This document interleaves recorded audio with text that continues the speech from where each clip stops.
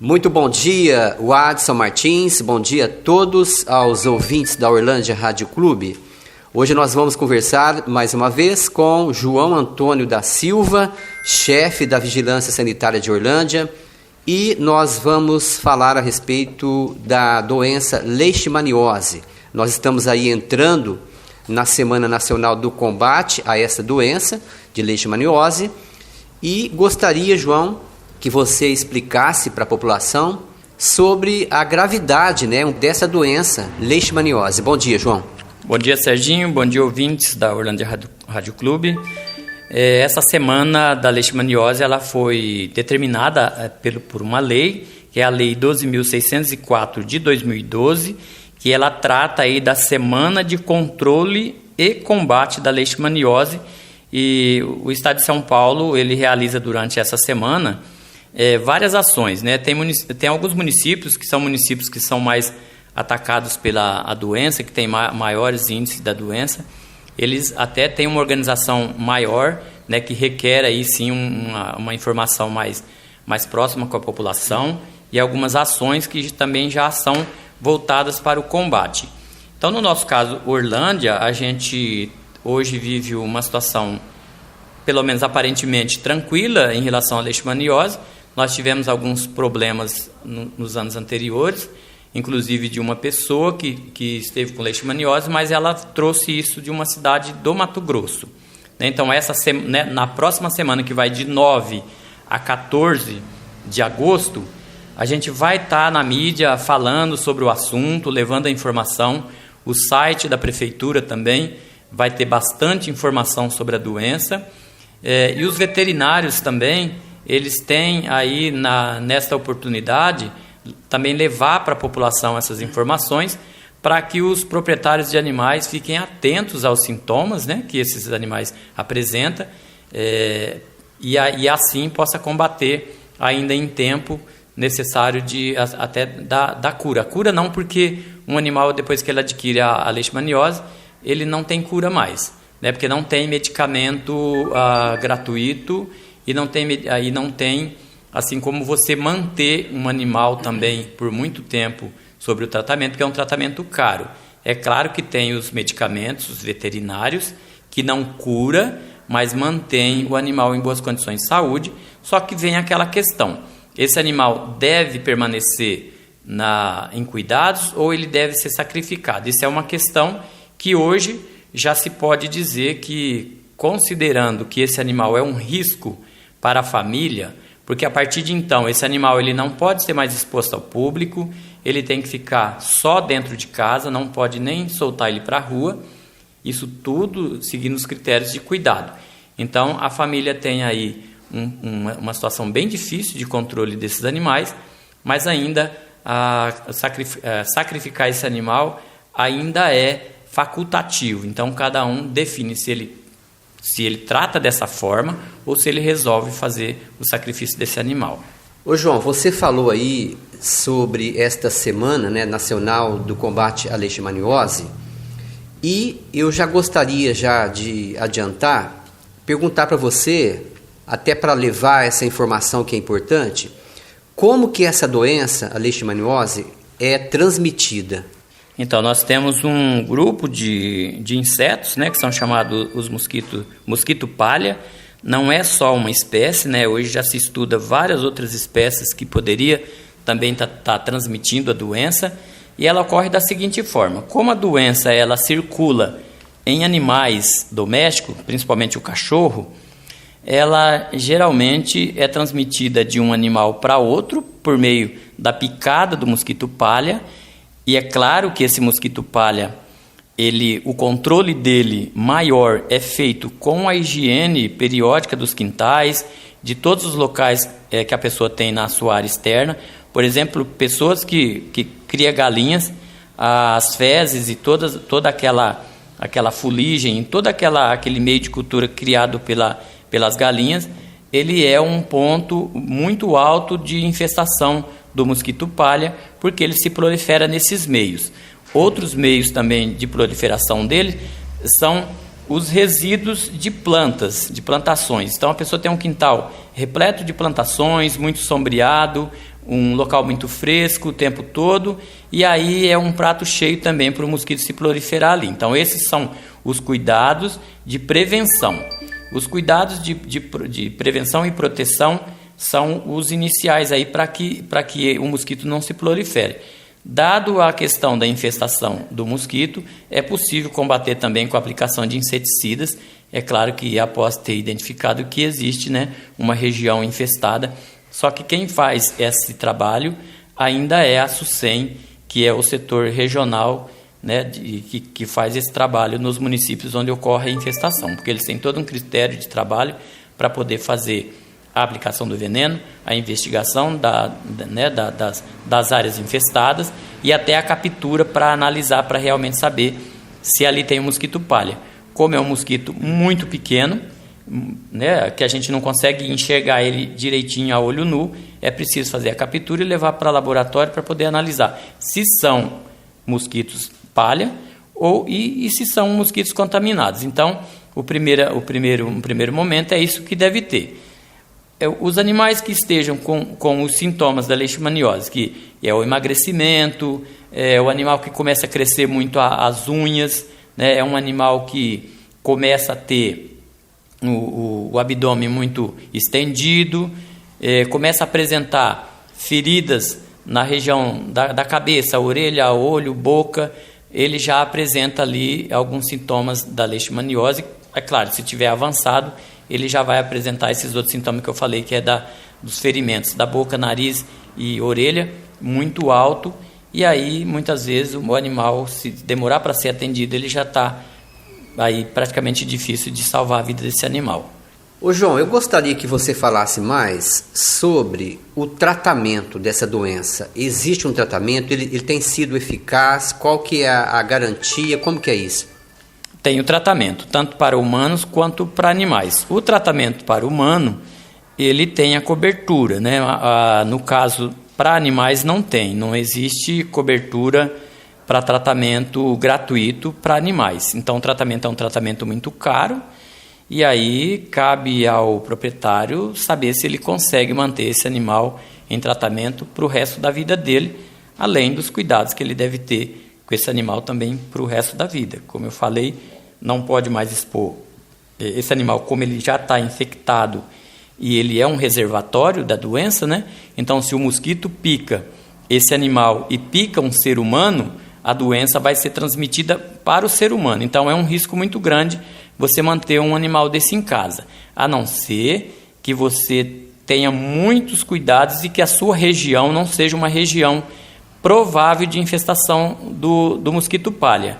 Porque mesmo que na sua casa você toma todos os cuidados, mas as áreas adjacentes, vamos dizer assim, é um local onde possa ter a infestação do mosquito palha, você não está livre desse mosquito picar o seu animal e transmitir a doença para a família.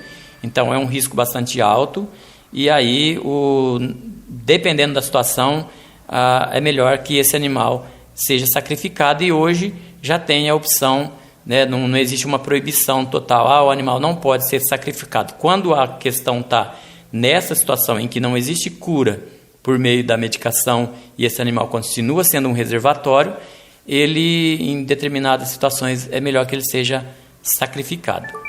A reportagem da Orlândia Rádio Clube está conversando com o João Antônio da Silva, chefe da Vigilância Sanitária de Orlândia.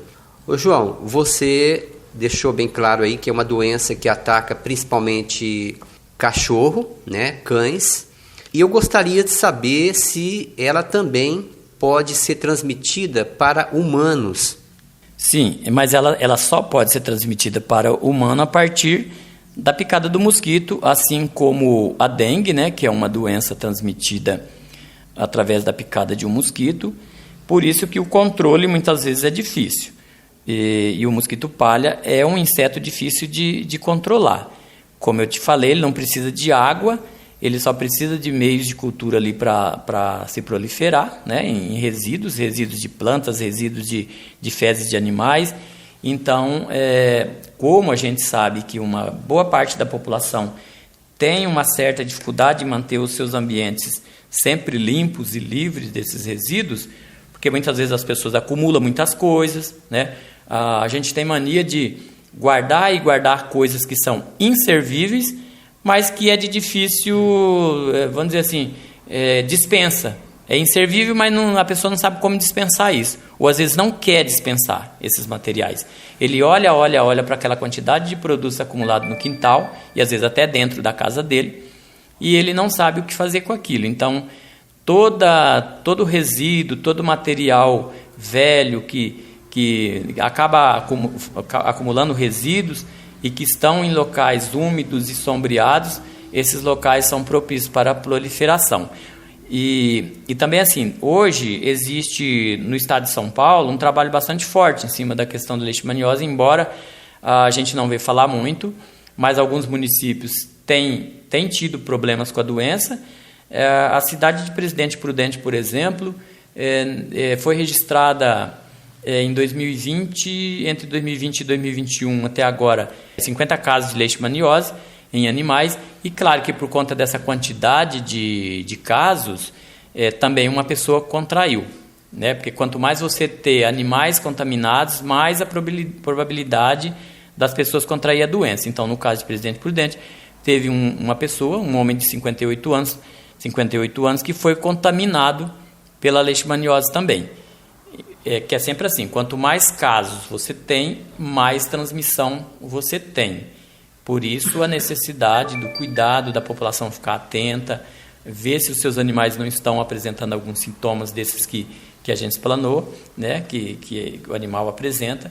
E é claro que em humanos também é preciso, o diagnóstico deve ser feito.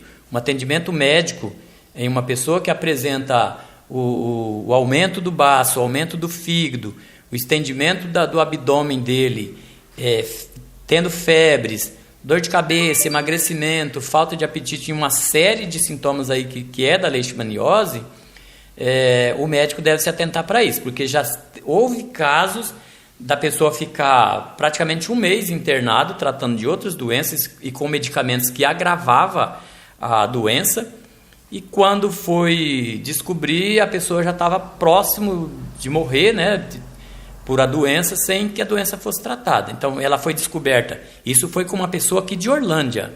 Eu acompanhei o caso, eu investiguei e eu registrei o caso.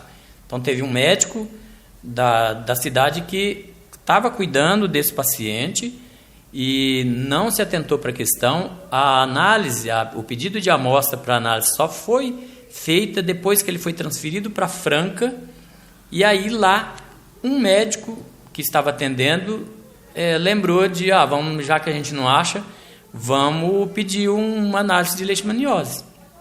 E aí pediu, colheu a amostra dele, e era leishmaniose, e ele já estava morrendo. Então mandou suspender toda a medicação que ele estava tomando, para poder começar com uma nova medicação específica para a leishmaniose, que foi aonde conseguiu curar.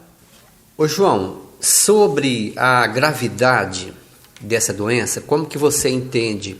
A doença leishmaniose, ela é grave, o índice de mortes que ela leva aos animais é grande, como que é? O índice é bastante grande, ela é uma doença grave, né?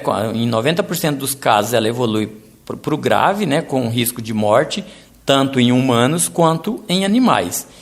Então, assim, o tratamento precoce, né? A investigação da doença em tempo recorde, vamos dizer assim, de tratamento, ela é muito importante. Agora, o que importa, tanto na área veterinária quanto na área da medicina, para humanos, é preciso que esses profissionais estejam atentos, né? Os veterinários hoje, eles têm um olhar bem atento para isso, principalmente os veterinários nossos aqui da cidade. Como a gente tem sempre falado de leishmaniose, a gente tem sempre discutido esse tema, os profissionais veterinários de Orlândia, eles têm um olhar bem apurado para isso sim. Graças a Deus que a gente percebe assim, que os veterinários têm um interesse muito grande, eles colhem a amostra, mandam para análise. E agora, na área da medicina, é preciso ficar mais atento, né?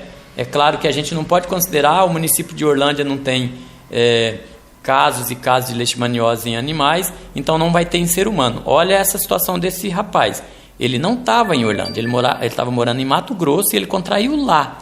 Como ele ficou mal e ele voltou para cá, teve essa dificuldade de investigação. Onde você estava, o local que você estava, quais doenças estão sendo transmitidas lá, porque imagina se você está numa cidade, como no litoral de São Paulo, que ocorreu muito a leishmaniose, e você vai para uma praia, e você volta da praia tendo alguns sintomas, e você mesmo não se atenta, é claro, não vai lembrar, lá no litoral tem casos de leishmaniose, eu devo ter contraído.